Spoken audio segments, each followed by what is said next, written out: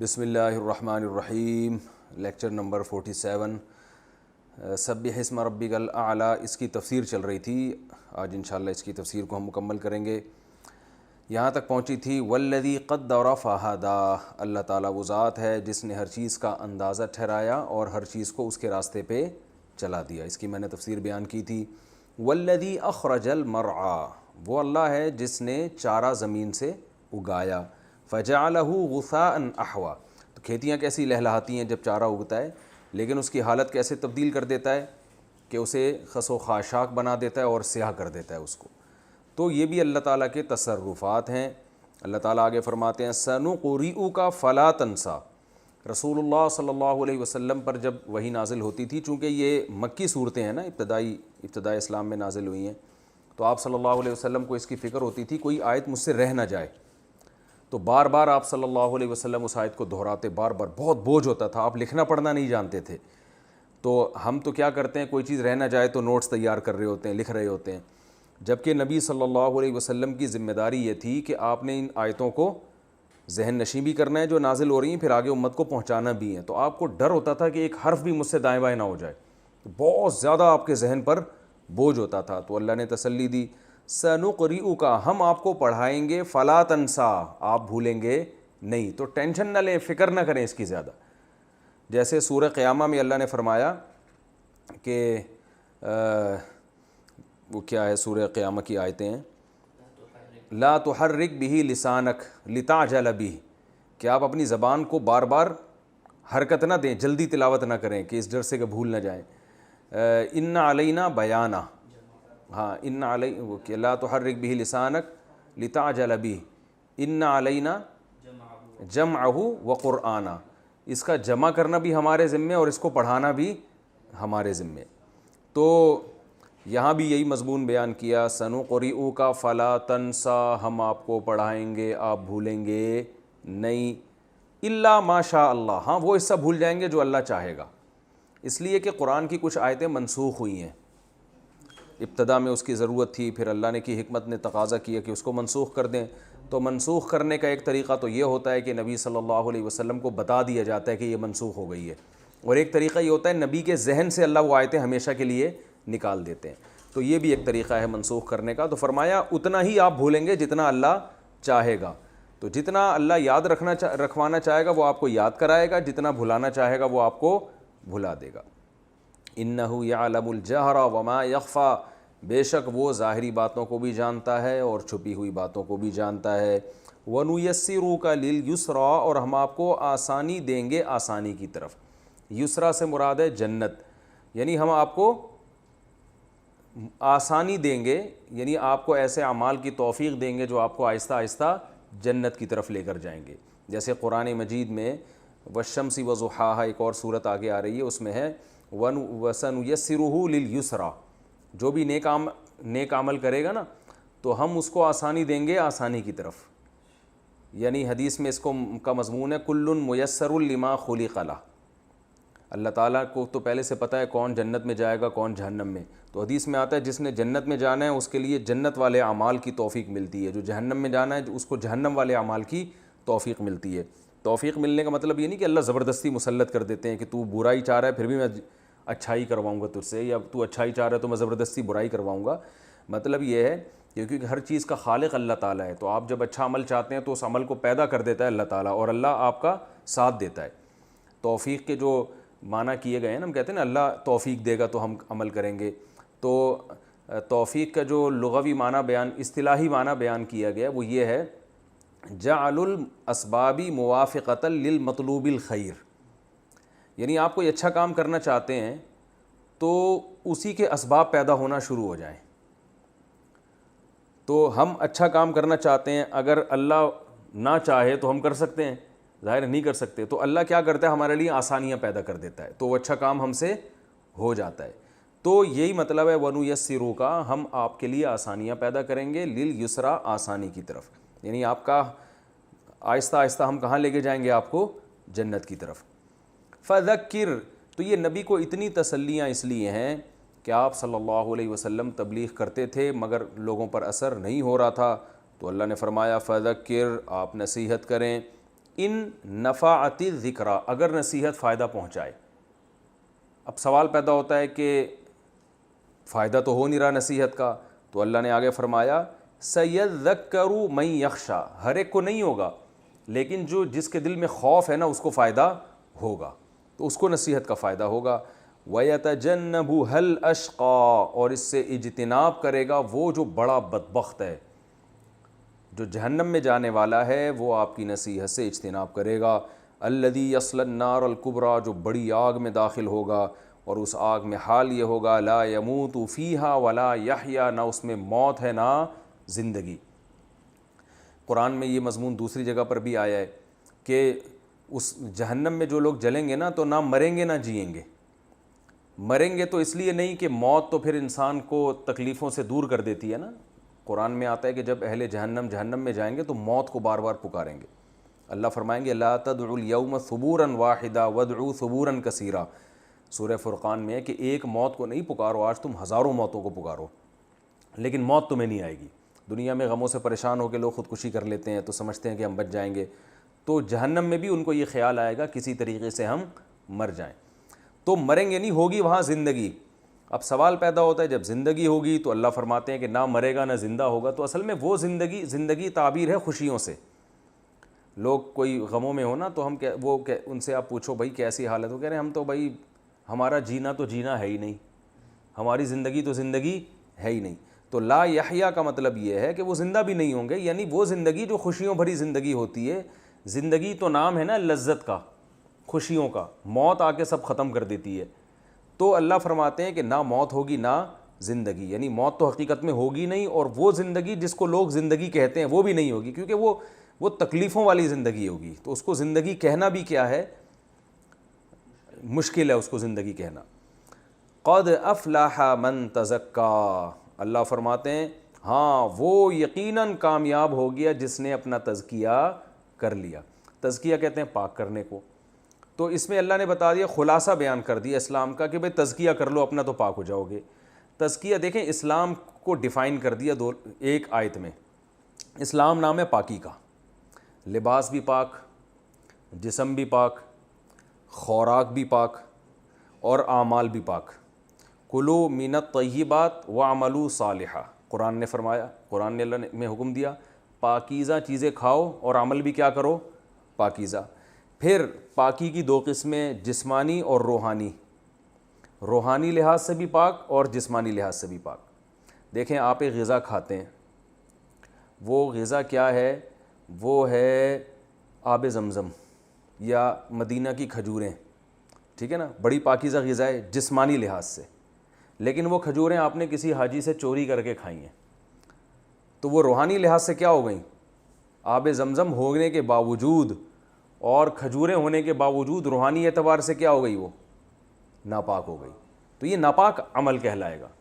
اور بعض چیزیں مادی اعتبار سے ناپاک ہوتی ہیں، جیسے کوئی ناپاک چیز کھا رہا ہے، سور کھا رہا ہے اور یہ سب گند بلا کھا رہا ہے جو چائنیز کھاتے رہتے ہیں صبح و شام، تو یہ جسمانی لحاظ سے۔ اب غیر مسلموں میں ظاہری صفائی کا تو بڑا اہتمام ہے، آپ دیکھیں گلی بھی صاف ہوگی، کپڑے بھی نیٹ کلین اسپرے کیا ہوا ہوگا، لیکن جتنا انٹیریئر کی طرف جائیں گے نا اتنا ہی گندے ہوتے چلے جائیں گے۔ اسلام کیا کرتا ہے، جتنا اندر کی طرف جائیں گے اتنا آپ کو زیادہ صاف کرے گا۔ تو انسان کے سب سے اندر کیا چیز ہوتی ہے، پیٹ، تو اسلام نے گلی کی اور گھر کی صفائی سے زیادہ کس کی صفائی کا حکم دیا، پیٹ کی۔ کیا مطلب، اس میں گند نہیں ڈالو۔ اب آپ کتے کھا رہے ہیں، آپ بلے اور چوہے کھا رہے ہیں اور مردار کھا رہے ہیں، ویسے آپ نہا دھو کے صبح شام گھوم رہے ہیں، خنزیر کھا رہے ہیں، تو اسلام کی نظر میں آپ پاک صاف نہیں ہیں۔ تو سب سے پہلے تو کھاؤ تو تمیز کی چیزیں، تو فرمایا کلوا من الطیبات، کیا کھانا ہے، پاکیزہ چیزیں، گندگی نہ اس میں۔ اور روحانی گندگی، چوری کی چیزیں نہیں کھانی ہے، سود نہیں کھانا ہے، کسی کی وراثت نہیں کھانی ہے۔ ان الذین یاکلون اموال الیتامی انما یاکلون فی بطونہم نارا، اللہ نے فرمایا جو یتیم کا مال کھاتے ہیں آگ کے انگارے کھا رہے ہیں وہ، کیونکہ وہ بھی ناپاک مال ہے، آپ کے لیے ناپاک ہے۔ تو یہ سب سے پہلے خوراک، اس کے بعد منہ آتا ہے نا اندرونی حصے میں، تو منہ کی صفائی کا اسلام نے بہت حکم دیا، بار بار مسواک، وضو میں یعنی 5 ٹائم نمازوں میں 15 دفعہ کلی کرنے کا حکم دیا ہے۔ بتاؤ کسی مذہب نے ایسا حکم دیا ہے؟ تو یہ قد افلح من تزکا کا یہ مطلب ہے کہ پاک ہو گیا۔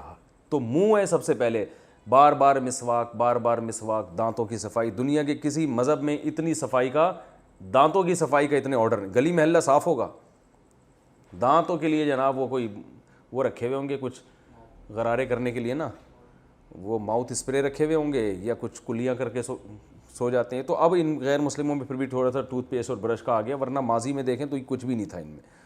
تو اسلام نے حکم دیا، نبی صلی اللہ علیہ وسلم صبح اٹھتے ہی سب سے پہلے مسواک، ہر نماز میں مسواک، تو بار بار دانتوں کی صفائی. اس کے بعد آتی ہے آپ کا باڈی آتی ہے، تو ہفتے میں ایک دفعہ غسل کو سنت مؤکدہ قرار دیا گیا. نبی صلی اللہ علیہ وسلم کی حدیث ہے صحیح مسلم کی، حق علی کل مسلم ان یغتسل کل اسبوع مرۃ، ہر مسلمان پر لازم ہے کہ ہفتے میں کم از کم ایک دفعہ غسل کرے وہ. اور پھر اس میں اگر بدبو پھیلنے کا اندیشہ ہے تو بعض علماء کے نزدیک یہ غسل واجب ہے، کیونکہ جمعے کی نماز میں صحابہ کو ابتدا میں وجوبی طور پہ غسل کا حکم دیا گیا تھا، کیونکہ مزدور پیشہ لوگ تھے، پسینے میں آتے تھے، تو ان کو حکم دیا گیا تھا. تبھی امام احمد بن حنبل کا ابھی بھی مذہب یہی ہے کہ جمعے کے دن غسل کرنا واجب ہے. تو غسل کا پھر غسل جنابت ہے، خواتین جب ناپاکی سے پاک ہوتی ہیں تو غسل ہے، پھر نفاس سے پاک ہونے پر غسل، بہت ساری غسل کی اقسام اسلام نے رکھ دی ہیں. ٹھیک ہے نا. غیر مسلم جب مسلمان ہوتا ہے تو سب سے پہلے غسل کا حکم دیا جاتا ہے. تو یہ پھر کپڑوں کی پاکی ہے. تو کپڑوں کی پاکی کیا ہے؟ نجاست لگ جائے جسم پہ، کپڑوں پہ، تو نماز آپ کی نہیں ہوتی، نہ جسم پہ لگنے سے نماز اور نہ کپڑوں پہ. آپ صلی اللہ علیہ وسلم نے فرمایا ان عامۃ عذاب القبر استنزہوا من البول فان عامۃ عذاب القبر منہ، پیشاب سے بچو اس لیے کہ اکثر عذاب قبر کس سے ہوتا ہے؟ پیشاب سے. غیر مسلموں کو آپ دیکھو کھڑے کھڑے زپ کھولی، پیشاب کیا، چھینٹیں آ رہی ہیں نہیں آ رہی ہیں، کوئی غرض ان کو نہیں ہوتا، لیکن اوپر سے کیا ہے؟ 3 پیس سوٹ بڑا ٹائٹ پہنا ہوا ہے، تو پیشاب کی چھینٹیں گر رہی ہیں، وہی پیشاب کے قطرے ٹپک رہے ہیں پینٹ کے اندر. ہمارے یہاں تو دیکھو صبح شام قطرے ٹپکنے کے فون آتے رہتے ہیں، یار قطرے ٹپکتے ہیں وضو نہیں ہوتا، یہ نہیں، تو وہ کوشش کرتے ہیں نا کہ گندگی نہ ہو. تو یہ اندر کی چیز ہے نا، پہلے اس کو اسلام نے کہا، استنجا کرنے کا حکم دیا. ٹھیک ہے نا. اب میں تو گیا ہوں باہر ملکوں میں، اتنے صاف ستھرے ہوتے ہیں، جہاں پانی نہیں ہونا چاہیے وہاں پانی کے پورے کرو جو ہے نا وہ ٹینکر رکھے ہوئے ہوتے ہیں، جہاں پانی کی ضرورت سب سے زیادہ ہے وہاں پانی نہیں ہے.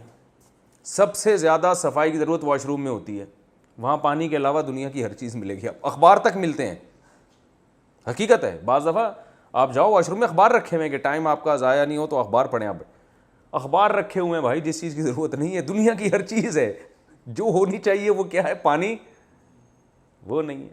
تو وہی قضائے حاجت کرتے کرتے مہینوں مہینوں جمع ہو جاتا ہے بعض لوگوں کے یہاں. تو بس وہ ٹیشو، پھر جب ریشز ہوتے ہیں تو وہ ریشز کریم آتی ہے وہ لگایا تو وہ ریشز ختم ہو گئے، وہ کیمیکل پہ چل رہے ہیں.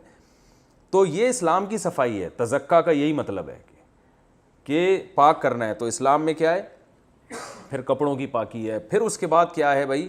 گھر کو پاک صاف رکھنا ہے، اور گلی کو پاک صاف رکھنا ہے، پھر عمل کو پاک رکھنا ہے، عقیدے کو پاک رکھنا ہے، عقیدے میں شرک کی گندگی نہیں آنی چاہیے، اور یہ سب.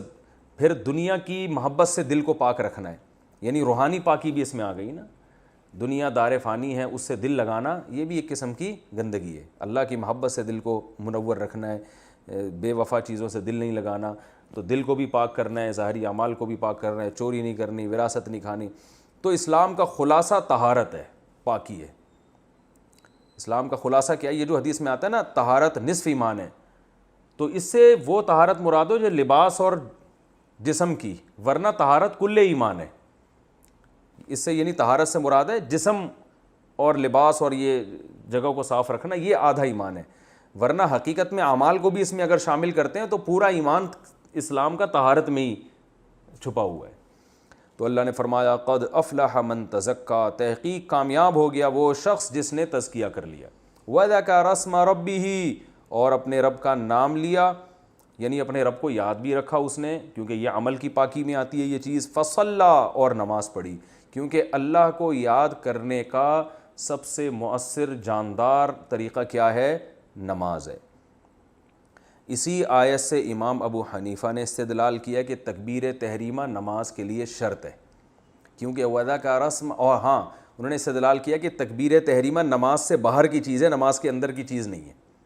دیگر ائمہ کہتے ہیں ہم جو اللہ اکبر کہتے ہیں نا تو یہ نماز کے اندر کہتے ہیں. امام صاحب کہتے ہیں نا اللہ اکبر کہتے ہوئے آپ نماز سے باہر ہوتے ہیں، کیونکہ قرآن کہہ رہے ہیں اپنے رب کا نام لیا، پھر کیا کیا؟ صلی، نماز پڑھی. تو نماز الگ ہے اللہ اکبر کہہ کے اپنے رب کا نام لینا الگ چیز ہے. تو یہ شرط ہے, یہ نماز کا رکن نہیں ہے. سمجھ میں آ گیا؟ ٹھیک ہے, نہیں آیا تو بھی ٹھیک ہے. بل تؤثرون الحیات الدنیا, اللہ فرماتے لیکن تمہاری سمجھ میں یہ باتیں نہیں آتی, بلکہ تم دنیاوی زندگی کو ترجیح دیتے ہو. یعنی گویا تم آخرت پہ بھی اگر عمل چاہتے ہو نا, تو اتنا چاہتے ہو جس سے دنیا کا نقصان نہ ہو. جہاں آخرت اور دنیا کا مقابلہ شروع ہو جائے کہ ایک طرف آخرت ہے دوسری طرف دنیا ہے, دونوں میں جہاں دیکھیں بہت سے ہمارے اعمال ایسے ہوتے ہیں تو دنیا اور آخرت میں لڑائی ہوتی نہیں ہے. جیسے دیکھو صبح ناشتہ کرو, آپ کرتے ہیں نا لوگ, تو یہ دنیا ہے نا, دل چاہ رہا ہے کھانا کھانے کا, تو اس سے آخرت کا نقصان ہوتا ہے؟ بولنا نا بھائی, نہیں ہوتا. تو یہاں دنیا اور آخرت میں تقابل نہیں.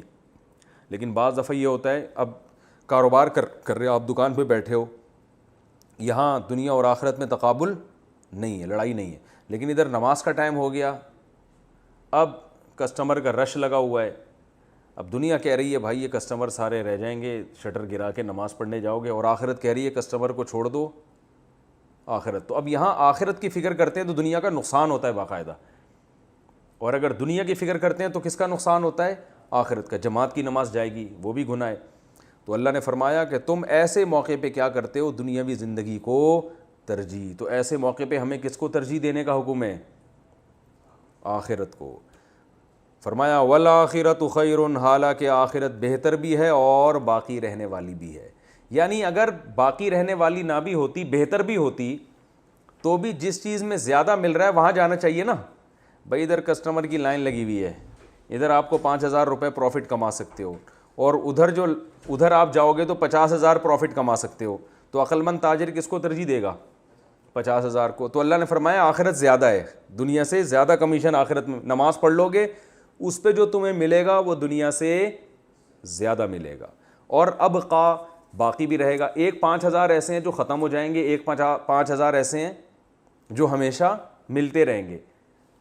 تو ایسے موقع پہ بھی عقل مند کہے گا کہ یار جو ہمیشہ رہنے والا اجر ہے اس کو رکھو, جو ختم ہونے والا ہے اس پہ لات مار دو. تو دونوں ترجیح کی وجوہات آخرت میں پائی جاتی ہیں کہ زیادہ بھی ہے اور ہمیشہ بھی رہے گا. علامہ مناوی رحمہ اللہ ایک بڑے مفسر گزرے, انہوں نے لکھا کہ اگر جنت اللہ نے بہت سیدھی سادی بنائی ہوتی, جھونپڑے ہوتے, اس میں مٹی کے گھروندے ہوتے, مٹی کے پیالے ہوتے, کوئی حوریں موریں نہیں ہوتی, ایسے ہی یہ بیچاری جو ہے نا ایسے ہی ٹیڑھی میڑھی عورتیں مل جاتی وہاں پہ, پھر بھی جنت دنیا سے بہتر تھی, کیونکہ یہاں کا جتنا کچھ ہے ختم ہونے والا ہے. مٹی کا گھر جس میں آپ کو بتایا جائے کہ ہزاروں سال رہو گے, مرو گے نہیں. آج جتنے کروڑ پتی لوگ ہیں ان کو بولو کہ یہ بنگلہ لے لو, یعنی بنگلہ ہمیں دے دو اور مٹی کے گھر میں آ جاؤ, وہ کبھی تیار نہیں ہوں گے. لیکن کہو یہ مٹی کے گھر میں رہنے میں ایک فائدہ ہوگا, ہزاروں سال جیو گے, فوراً مٹی کے گھر کو قبول کر لیں گے, مٹی کے برتنوں کو قبول کر لیں گے. بھائی ہم نے ایسی لائف, یعنی سب سے پہلی انسان کی خواہش ہوتی ہے کہ جو نعمتیں مل رہی ہیں بے شک تھوڑی ہوں لیکن وہ ہمیشہ رہیں. موت ساری لذتوں کو ختم کر دیتی ہے. تو اللہ نے فرمایا دونوں کوالٹیز ہیں آخرت میں, ایک تو زیادہ اجر بھی ملے گا اور ہمیشہ بھی. یہی بات جو جادوگروں نے بھی کہی تھی, جب فرعون نے جادوگروں کو کہا نا کہ میں تمہیں لٹکا دوں گا, تم موسیٰ پر ایمان لائے ہو, تو جادوگروں نے کہا تھا, فرعون نے کہا تھا میں تمہارے ہاتھ پاؤں کاٹ کے لٹکا دوں گا. تو انہوں نے کہا تھا واللہ خیر و ابقا, فرعون تو جو کچھ کر سکتا ہے دنیا میں کر سکتا ہے, زیادہ زیادہ مار دے گا, لیکن ہم جس رب پر ایمان لائے ہیں اس کا اجر تجھ سے بہتر بھی ہے اور ہمیشہ رہنے والا بھی ہے. تو دے گا اس دنیا میں تو کتنا, ہم تیری حکومت جائے گی تو ہم بھی جائیں گے. تو عقل مندی کی بات کی جادوگروں نے. اللہ فرماتے ہیں ان ھذا لفی الصحف الاولی. اب یہ جو دیکھیں دلائل کی دو قسمیں ہوتی ہیں, ایک عقلی اور ایک نقلی. نقل کہتے ہیں خبر, اور عقل کہتے ہیں ایک تجربے سے, ایک مشاہدے سے ایک چیز دیکھ لی آپ لوگوں نے. اب یہ لیبارٹری میں کوئی سائنسدان تو یہ چیزیں ہمیں بتا نہیں سکتے. ان چیزوں پر ہم ایمان کیوں لے کر آ رہے ہیں کہ بھئی یہ پیغمبروں کی تعلیمات ہیں, پیغمبر بتا رہے ہیں. تو اللہ فرماتے ہیں یہ صرف محمد صلی اللہ علیہ وسلم نہیں بتا رہے, بلکہ ان ھذا لفی الصحف الاولی, یہ تو ہم تمام تم سے پہلے جتنے انسان ہیں نا پیغمبروں کو بھیج کے ان کو بھی یہی سمجھاتے رہے ہیں, یہی مضمون تھا. تمام پیغمبروں کی مشترک تعلیمات ہیں یہ, یہ نبی صلی اللہ علیہ وسلم کوئی نیا دین نہیں لے کر آ رہے. اس لیے اللہ نے فرمایا ان ھذا لفی الصحف الاولیٰ, یہ ساری باتیں پچھلے صحیفوں میں بھی لکھی ہوئی ہیں, لہذا ان کا مستند ہونا اور پکا ہو گیا. صحف ابراہیم, اور یہ معمولی لوگوں کے صحیفوں میں نہیں بلکہ ابراہیم اور موسیٰ, ابراہیم خلیل اللہ تھے اور موسیٰ کیا تھے, کلیم اللہ. تو اتنی بڑی بڑی شخصیات آج بھی دن کو دنیا کی اکثر آبادی فالو کرتی ہے. آج بھی دنیا میں آپ دیکھ لیں آسمانی مذاہب کے ماننے والوں کی تعداد بہت زیادہ ہے. تو یہ تمام لوگ جن کو فالو کر رہے ہیں نا, تو ظاہر ہے وہ ایسے تو نہیں ہو سکتے کہ ان کی تعلیمات کو بالکل غلط قرار دے دیا جائے. تو اللہ فرماتے ہیں ان کے صحیفوں میں بھی یہ مضامین لکھے ہوئے ہیں, تو اس سے ان کی سچا ہونا اور مضبوط ہو جاتا ہے. یہ تو بھائی سورہ سبح اسم ربک الاعلیٰ تھی. آگے چلتے ہیں ہم. هل اتاک حدیث الغاشیہ, یہ تمام صورتیں جو ہے نا, میں نے بتایا تھا 29واں اور 30واں پارہ, یہ آخرت ہی کی ہولناکیوں کا تذکرہ ہے. ان میں احکام بہت کم ہے. احکام کی آیتیں آئیں گی سورہ بقرہ میں, سورہ آل عمران, سورہ مائدہ, ان میں, اور سورہ نساء, ان میں زیادہ آئیں گی. ہل اتاک, ہل کا معنی کیا ہے, کیا, عطایا ضربا, کیا آئی ہے آپ کے پاس, حدیث الغاشیہ, غاشیہ کی خبر, کیا آئی ہے آپ کے پاس غاشیہ کی خبر. غاشیہ ڈھانپنے والی, غشیان کہتے ہیں نا, غشی طاری ہو گئی ہے, کہتے ہیں نا فلاں پر کیا طاری ہو گئی ہے, غشی, یعنی اس کی عقل کو گویا ڈھانپ لیا ہے کسی نے, کام نہیں کر رہی عقل. تو غاشیہ ضاربۃ کی طرح, ڈھانپنے والی, یعنی اس سے مراد ہے قیامت, کیونکہ اس کی ہولناکی ہر چیز کو محیط ہوگی, ہر چیز کو ڈھانپ لے گی, پوری کائنات تباہ ہو جائے گی اس میں. فرمایا وجوہ, بہت سے چہرے, وجہ چہرے کو کہتے ہیں, وجوہ اس کی جمع آتی ہے. یومئذ, جس دن ایسا ہوگا, یعنی وہ ڈھانپنے والی آ جائے گی, تو بہت سے چہرے اس دن خاشعاتن, وہ کیا ہوں گے, جھکے ہوئے ہوں گے, خشوع. بہت سے چہرے اس دن خوف زدہ ہوں گے, خشوع والے ہوں گے. چہرے سے مراد کیا ہے, انسان, کیونکہ انسان کے خوف کا سب سے پہلا اثر کس پہ آتا ہے, چہروں پہ, اس لیے چہروں سے تعبیر کیا. عاملۃن, عمل کرنے والے ہوں گے. عمل کرنے سے مراد دیکھیں, مزدور جو محنت مشقت کرتا ہے نا, اس کو بھی عامل کہا جاتا ہے. تو یہاں مراد ہے کہ وہ چہرے عمل کرنے والے, یعنی بہت محنت میں ہوں گے, مصیبت میں ہوں گے. یہ لازمی معنی ہے کہ جو محنت مزدوری کر رہا ہوتا ہے وہ ٹینشن میں ہوتا ہے نا. تو یہاں مراد ہے وہ عمل کرنے والے, کیا مطلب, وہ کس میں ہوں گے, پریشانی میں ہوں گے. ناصبہ, عربی میں نصب کہتے ہیں تھکنے کو, نصیبہ ینصبو, سمع یسمعو, نصبن اس کا معنی کیا ہوتا ہے, تھکنا. تو ناصبتن, تھکے ہوئے چہرے ہوں گے پریشانی کی وجہ سے.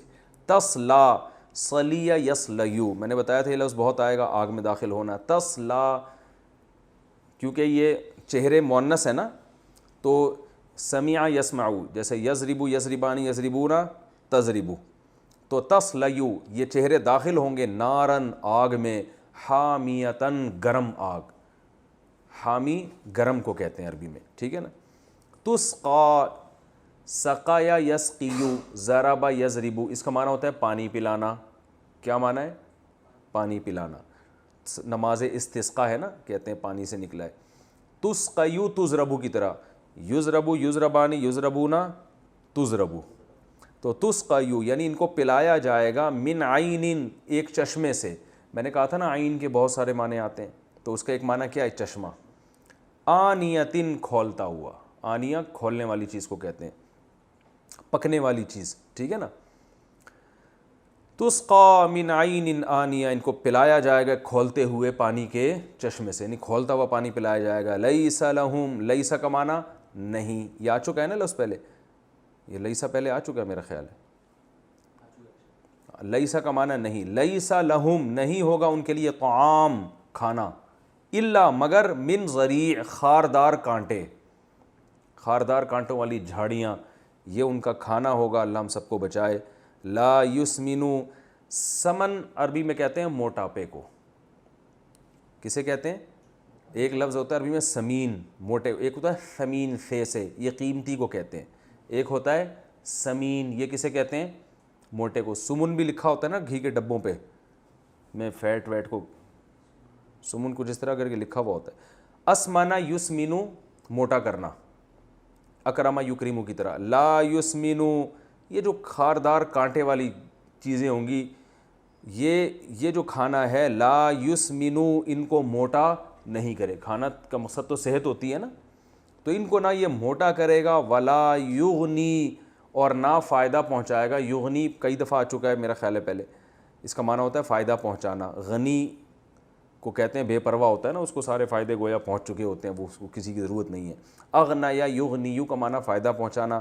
ولا یغنی اور یہ فائدہ بھی نہیں پہنچائے گا من جوع بھوک سے. جوع کسے کہتے ہیں؟ بھوک کو. لیلا فی قریش میں آ چکا ہے نا, وآمن الذی اطعمہم من جوع وآمنہم من خوف. تو یہ ایسا کھانا ہوگا جو نہ جسم کو موٹا کرے گا اور نہ بھوک میں فائدہ, یعنی اس سے بھوک ختم نہیں ہوگی. وجوہ بہت سے چہرے یومئذ جس دن ایسا ہوگا یعنی قیامت آئے گی, ناعمۃ نعیم نعمت کو کہتے ہیں نا, تو ناعمہ نعمت میں ہوں گے. لسعیہا لی کا معنی لیے, سعی کیسے کہتے ہیں؟ کوشش کو. یہ لفظ بھی کئی دفعہ آ چکا ہے. سعی جو حج میں ہم سعی کر رہے ہوتے ہیں, تھوڑا بھاگتے ہیں نا, کوشش ہی ہے وہ بھی.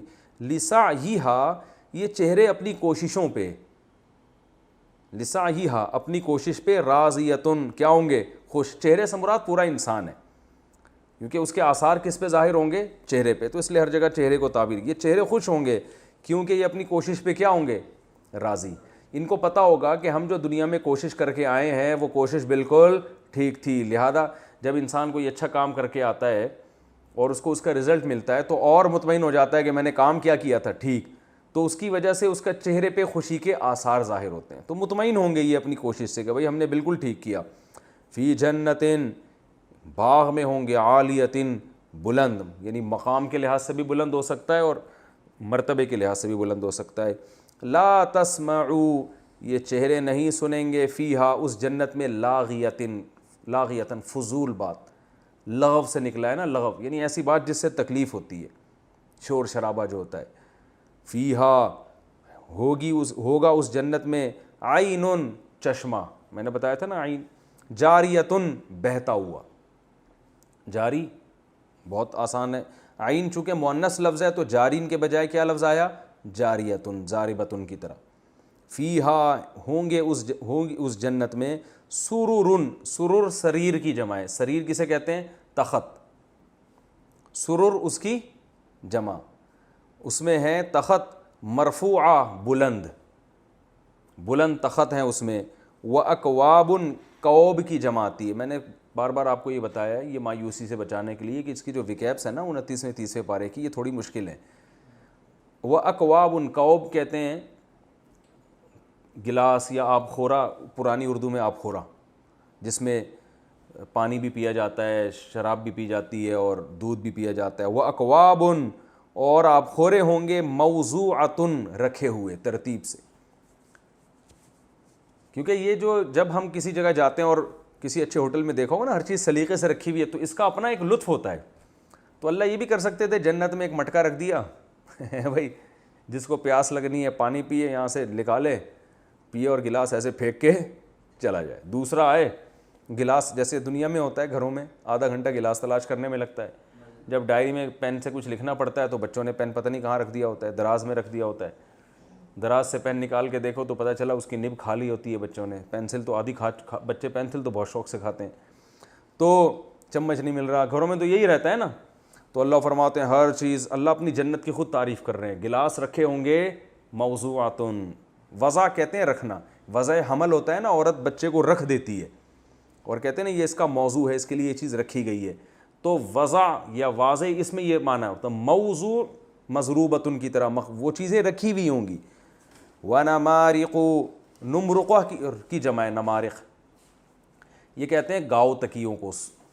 وَنَمَارِقُ اور گاؤ تکیے ہوں گے, مصفوفتن ترتیب سے, صف سے نکلا ہے مصفوفہ, ٹھیک ہے نا, ایسے ترتیب سے لگے ہوئے. زرابیو یہ قالین کو کہتے ہیں. یہ لفظ میرا خیال ہے زرابیو اس کے علاوہ باقی قرآن میں استعمال نہیں ہوا. زرابیو اور قالین ہوں گے مبثوثہ پھیلے ہوئے. مبثوثہ یہ سب اس میں مفعول ہیں, مقتولہ مرفوعہ بھی مقتولہ کی طرح, موضوعہ بھی مقتولہ کی طرح, سب اس میں مفعول ہیں.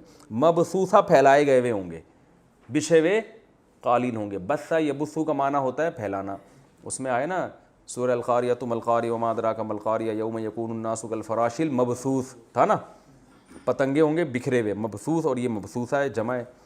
افلا ینظرون، اب ایک اشکال ہوتا ہے، قرآن جو ہے نا ایک دم ٹاپک کو بدلتا ہے، بات چل رہی ہے جنت کی، آگے اللہ فرماتے ہیں افلا ینظرون الی الابل کیف خلقت، دیکھتے نہیں اونٹ کو ہم نے کیسے بنایا ہے۔ سوال پیدا ہوتا ہے اللہ جنت کی باتیں چل رہی ہیں اور تو نے کس کا قصہ چھیڑ دیا ہے بھائی، اونٹ کا، تو کوئی میچ نہیں ہے نا، بظاہر کوئی ربط نہیں ہے، بہت بڑا ربط ہے۔ پہلے میں ترجمہ کر دیتا ہوں، افلا، تو کیا یہ لوگ، ینظرون لا ینظرون، یہ دیکھتے نہیں ہیں، الی الابل، ابل کہتے ہیں اونٹ کو، اونٹ کی طرف، کیفا کیسے، خلقت، اونٹ کا لفظ عربی میں مؤنث ہے، ابل کا لفظ، خلقت کیسے بنایا گیا، اس کو دیکھتے نہیں اونٹ کو کیسے بنایا گیا۔ وَإِلَى السَّمَاءِ، اور آسمان کی طرف، کیفا رفعت کیسے بلند کیا گیا، اس کتنا اونچا ہے آسمان، سائنسدان چلتے چلے جا رہے ہیں، ابھی تک پتہ نہیں کتنی کہکشائیں دریافت ہو رہی ہیں، کیا کیا ہو رہا ہے۔ وَإِلَى الْأَرْضِ، اور زمین کی طرف، کیفا سطحت، سطح کہتے ہیں بچھی ہوئی چیز کو نا، کیسے بچھایا گیا، چاہے وہ گولائی میں ہو لیکن انسان کے لیے تو بظاہر بچھی ہوئی چیز ہے نا، کیسے اس کو بچھایا گیا ہے۔ تو اللہ فرماتے ہیں کیا یہ لوگ دیکھتے نہیں ہیں، فذکر، پس آپ، ہاں، وَإِلَى الْجِبَالِ، اور جبل یعنی پہاڑوں کی طرف، کیف نصبت، نصب ینصب، ایک تو تھا نا نصیب ینصب، اس کا معنی ہوتا ہے تھکنا، اور ایک ہوتا ہے نصب ینصب، اس کا معنی ہوتا ہے کسی چیز کو گاڑ دینا، ٹھیک ہے نا۔ فقہا بیان کرتے ہیں وینصب الیمنا، دائیں ہاتھ کو نماز میں ہم کیا کریں گے، دائیں پاؤں کو کھڑا کریں گے، ویفرش الیسرا، اور بائیں کو پھیلا دے گا۔ فذکر، پس ہاں، وإلی الجبال کیف نصبت، اور پہاڑوں کو دیکھتے نہیں کیسے نصب کیا، نصب تو اردو میں بھی استعمال ہوتا ہے یہ لفظ، وإلی الارض کیف سطحت، اور زمین کی طرف نہیں دیکھتے کیسا بچھایا گیا۔ فذکر، پس آپ نصیحت کریں، انما، بے شک آپ تو صرف، انتا، آپ، مذکر، ذکر یذکر تذکیرا، سبح یسبح تسبیحا کی طرح، مذکر نصیحت کرنے والے، آپ تو صرف کیا ہیں، نصیحت کرنے والے۔ لستا، لیسا کہتے ہیں نہیں کو، لستا کا معنی آپ نہیں، ضربتا کی طرح، یہ اصل میں تھا لیستا، سمیعتا کی طرح، سمیعتا کا معنی آپ نے سنا، ضربتا کا معنی آپ نے مارا، تو لستا کا معنی آپ نہیں ہیں، ٹھیک ہے، لستا کا معنی کیا، آپ نہیں ہیں، علیہم، ان پر، بی مسیطر، بی یہ با زائدہ ہے، مسیطر مدحرج کی طرح، اس میں فاعل ہے، مکرم سمجھ لیں، مکرم سے ملتا جلتا ہے یہ، میں نے یہ باب آپ کو پڑھایا نہیں، بہت کم استعمال ہوتا ہے۔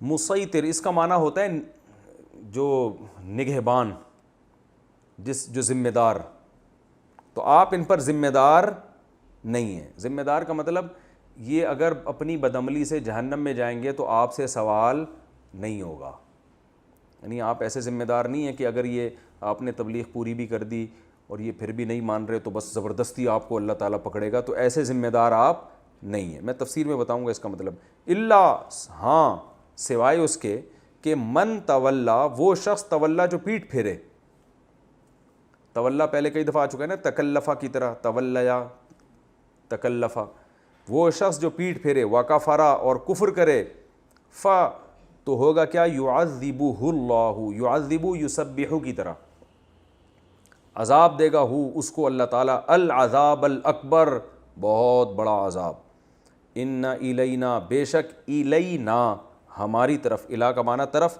نا کا معنی ہماری، ایابہم، ایاب کہتے ہیں لوٹنے کو، اواب ہے نا اللہ تعالیٰ، لوٹنے والا بندوں کی طرف، ٹھیک ہے، تو ایابہم اسی سے ایاب نکلا ہے، بے شک ہماری ہی طرف، ایابہم ان کا لوٹنا ہے، ثم پھر، انا بے شک، علینا ہمارے اوپر ہے، حسابہم ان کا حساب، ہماری طرف انہیں لوٹنا ہے اور ہمارے اوپر ہی ان کا کیا حساب ہے۔ تو اس صورت، یہ تو اس کا لفظی ترجمہ ہو گیا، اس صورت میں اللہ تعالیٰ نے پہلے تو قیامت کی ہولناکی بیان کی اور بتایا کہ بہت سے چہرے اس وقت خوف زدہ ہوں گے، جہنم کی آگ میں داخل ہوں گے، کھولتا ہوا پانی ان کو پلایا جائے گا اور خاردار جھاڑیاں، کانٹے دار چیزیں ان کو کھلائی جائیں گی، اور ایسا کھانا جو نہ موٹا کرے گا نہ بھوک سے مستغنی کرے گا، کوئی یعنی کھانے کا جو بنیادی مقصد ہوتا ہے نا، یعنی کھانا بھی بطور سزا کے ہوگا. وجوہ یومئذ ناعمہ، قرآن میں یہ مضمون دوسرے مقام پر بھی آتا ہے کہ ایسا پانی پلایا جائے گا نا کہ قرآن میں آتا ہے کہ ان کی آنتیں گل جائیں گی. وہ آیت میرے ذہن میں اس وقت نہیں آ رہی، اللہ تعالیٰ ہماری حفاظت فرمائے. اتنا تیز کھولتا ہوا پانی ہوگا. وجوہ یومئذ ناعمہ، بہت سے چہرے اس دن خوش ہوں گے، یعنی عیش میں ہوں گے. لسعیہا راضیہ، اپنی کوشش پر مطمئن ہوں گے کہ ہم دنیا میں صحیح گزار کر آئے. فی جنت عالیہ، بلند جنتوں میں. لا تسمع فیہا لاغیہ، کوئی فضول لہو و لعب کی بات نہیں سنیں گے. اور اس میں بہتے ہوئے چشمے ہوں گے اور تخت، ایسے اللہ تعالیٰ پورا منظر کھینچ رہے ہیں. سرر مرفوعہ، تختوں پہ بیٹھے ہوئے ہوں گے. وہ اکواب موضوعہ، ترتیب سے برتن لگے ہوئے ہوں گے اور گاؤ تکیے بھی ہوں گے اور قالین بھی بچھے ہوئے ہوں گے. یہ جنت کا منظر ہے. وزرابی مبثوثہ افلا ينظرون الى الابل کیف خلقت. اب جب یہ باتیں ہوتی ہیں نا تو فوراً دماغ میں آتا ہے شاید اللہ ایسی ہی باتیں کر رہا ہو، پتہ نہیں یہ حقیقت بھی ہے یا نہیں ہے، ہم تو مر کے مٹی ہو سکتا ہے ختم ہو جائیں. تو اللہ نے فوراً ہماری نفسیات کو، اللہ کو پتہ ہے ان کے دماغ میں شیطان یہ وسوسے ڈال رہا ہوگا، تو فوراً اللہ اپنی قدرت کے دلائل دینے لگے کہ دیکھو یہ دنیا جو میں نے بنائی ہے، یہ اس میں غور کرو تمہیں اللہ کا وجود نظر آئے گا. تو یہ اونٹ پہ غور کرو. جب اونٹ پہ غور کرو گے تو تمہیں کئی باتیں سمجھ میں آئیں گی. نمبر 1، یہ اونٹ خود بخود وجود میں نہیں آ سکتا، اتنا عجیب جانور ہے. اونٹ پہ باقاعدہ کتابیں لکھی گئی ہیں، صحرا کے لحاظ سے اس کو ڈیزائن کیا گیا ہے، ایسا عجیب جانور. تو صرف ایک اونٹ پہ غور کر کے دیکھ لو، اس سے پہلی بات ثابت ہوگی اس کا کوئی بنانے والا ہے، یہ خود سے نہیں بنا. پھر وہ بنانے والا بھی یکتا ہے، اس کا کوئی شریک نہیں ہے. تیسرا، پھر جب کوئی بنانے والا ہے تو ظاہر ہے اس نے کسی مقصد کے لیے اس کائنات کو بنایا ہے نا، انسان کو بھی. اگر یہ سب مر کے مٹی ہو کے ختم ہو جانا تھا پھر تو اس نے محض کھیل تماشا کیا ہے. تو وہ پھر اپنی قدرت کے لیے اونٹ جیسے جانور کیوں پیدا کر رہا ہے، اور اس کے علاوہ بھی ہزاروں قسمیں کیوں؟ صرف اپنا انٹروڈکشن کے لیے، اپنے تعارف کے لیے، تاکہ میرے بندے میری مان کے چلیں. تو اللہ فرماتے ہیں کیسے ممکن ہے کہ تم مان کے نہ چلو تو بھی مر کے ختم ہو جاؤ، اور مان کے چلو تو بھی مر کے مٹی ہو کے ختم ہو جاؤ؟ ایسا نہیں ہے. لہذا یقیناً ایک دن آئے گا جس میں مجھے فالو کرنے والے، میرے ماننے والوں کو میں کامیابی دوں گا اور نہ ماننے والوں کو ناکامی. تو اگر یہ کامیابی اور ناکامی نہیں ہے تو تم بتاؤ پھر کامیابی اور ناکامی کیا ملے گی؟ یہ میں تو بتا رہا ہوں یہ جنت کی صورت میں ملے گی. تو اگر تمہیں میری باتوں پہ یقین نہیں آتا تو غور و فکر کہاں سے شروع کرنی ہے؟ اونٹ سے شروع کرو. تو 4 چیزوں کا ذکر کیا، اونٹ، آسمان، پہاڑ اور زمین. یہ 4 چیزوں میں مناسبت یہ ہے کہ عرب صحرا میں کائنات کی اور باریکیوں کو نہ بھی دیکھیں، یہ 4 چیزیں تو ہر شخص کو ریگستان میں بھی نظر آتی تھیں. اب تو کروڑوں چیزیں ہیں نا غور و فکر کے لیے. اب تو یہ سائنسدانوں نے جو کہا ہے نا کہ یہ جو ایک انسانی سیل ہوتا ہے یہ خود خدا کی قدرت کا ایک عجیب، یعنی ایٹم کو آپ پھاڑ کے دیکھیں تو وہ ایک اللہ کی بڑی قدرت ہے اس میں. اب تو کروڑوں چیزیں ہیں جس سے اللہ ثابت ہوتا ہے. تو اللہ فرماتے ہیں کروڑوں چیزوں نہ بھی ہوں، تم ایک صحرا میں بھی اگر بیٹھو گے نا تو 4 چیزیں تو تمہیں نظر آئیں گی. پہاڑ نظر آئیں گے اور آسمان کو دیکھو گے، اونٹ کو دیکھو گے اور زمین کو دیکھو گے. تو یہ خود اللہ کی قدرت کی بہت بڑی دلیل ہے. تو یہ مناسبت ہے. قرآن جو ہے نا کسی کتاب کی شکل میں نہیں، یعنی انداز بیان قرآن کا کتابی نہیں ہے، بلکہ وہ انداز ہے جو نیچر کو اپیل کرتا ہے، جو آپ کو عمل کے لیے موٹیویٹ کرتا ہے. تو وہ انداز ہے قرآن کا. اس لیے بظاہر ایسا لگتا ہے بعض دفعہ آیتوں میں ربط ہی نہیں ہے کہ جنت کی بات چل رہی ہے اور فوراً اگلا تذکرہ کس کا آ گیا؟ اونٹ کا. تو کوئی تک بنتا ہے؟ تو اللہ فرماتے ہیں تو صحرا میں بیٹھ کے یہ آیتیں سن رہے ہیں نا تو دیکھ لے اونٹ کو، یہ خود اونٹ تجھے بتائے گا میرا کوئی خالق ہے جس نے مجھے تیری خدمت پہ لگایا ہوا ہے. تو اونٹ پر آپ کتابیں پڑھیں، نیٹ پہ سرچ کریں، اونٹ کے پاؤں کو ایسا بنایا گیا کیونکہ ریگستان کے لیے بھی ضرورت تھی نا سفر میں، تو اونٹ کے پاؤں کو ایسا بنایا گیا. پانی اتنا اسٹور کر لیتا ہے، پانی کی خوشبو دور سے سونگھ لیتا ہے، ٹھیک ہے نا، کئی ہفتوں کئی دنوں تک بغیر کھائے پیے چلتا ہے. اسے ٹینکی ہے، کسی جانور میں یہ چیزیں نہیں ہیں. پھر اس کی آنکھیں ایسی بنائی ہیں ریت اور بجری اس میں نہیں پھنستی. ناک کے نتنے ایسے ہیں اس میں ریت اور بجری کے طوفان برداشت ہو جاتے ہیں، وہ نہیں پھنستے. بہت ہر یعنی سر کے بال سے لے کے پاؤں کے ناخن تک ایک ایک چیز اس کی ریگستان کے حساب سے ڈیزائن کی گئی. اونچا قد اور لمبی گردن تاکہ اونچے درختوں پہ سے پتے کھا سکے وہ آپ. اور ریگستان میں نا خاردار درخت زیادہ ہوتے ہیں، پودے. یہ اونٹ ایسی عجیب چیز ہے، اتنے کانٹے والے پتوں کو نا ایسے اٹھا کے چبا کے کھا جاتا ہے. اتنے درجنوں کانٹے ہوں گے اس میں. ایسے نوالا بنائے گا نگل کانٹے نہیں لگتے اس کو, ہر چیز. تو بھائی یہ خود سے وجود میں آتا تو ایسا نہ ہوتا. تو اس کا مطلب کوئی ہے جو انسانوں کے لیے جو ہے نا ضرورتوں کو جانتا ہے, اس حساب سے چیزیں پیدا کرتا ہے. اللہ فرماتے ہیں اس کو دیکھو, عبرت حاصل کرو, پھر تمہیں یہ باتیں سمجھ میں آئیں گی. ہر وقت پیسہ دولت اور بس یہی چیزوں میں لگے رہو گے تو پھر سمجھ میں نہیں آئیں گی. اللہ تعالیٰ سمجھنے کی. ہاں یہ آخری 2 آیتیں رہ گئی ہیں, تو اس لیے اللہ نے فرمایا کہ اے نبی بس آپ کا کام ہے, ہم نے اتنے دلائل پیدا کر دی, آپ نصیحت کریں, آپ کا کام ہے صرف نصیحت کرنا. کیونکہ ان دلائل کو دیکھ کے بر ایمان نہیں لا رہے تو آپ ان پر محافظ نہیں ہیں, آپ ٹینشن نہ لیں, آپ پریشان نہ ہوں, آپ کا کام ہے نصیحت کرنا. ہاں اور آپ ان پر زبردستی کے محافظ بھی نہیں ہیں. ہاں جو اللہ سوائے اس کے کہ جو یہ اللہ اس لیے کہ وہ کافر یہ سمجھے گا کہ نبی جب محافظ نہیں ہے تو اس کا مطلب ہم بھی جو چاہے کریں, تو اللہ نے فرمایا ایسا نہیں ہے. اللہ بمانا لاکنہ کے بھی آتا ہے, یہاں اردو میں ترجمہ ہوگا لیکن وہ شخص جو پیٹھ پھیرے گا, کفر کرے گا, اللہ اس کو عذاب دے گا, اور ہماری ہی طرف ان کا لوٹنا ہے اور ہم نے ہی ان کا حساب لینا ہے. تو اے نبی آپ صرف تبلیغ کریں, آپ یہ لوگ ایمان نہیں لاتے تو آپ ٹینشن نہ لیں. اللہ تعالیٰ سمجھنے کی عمل کرنے کی توفیق عطا فرمائے.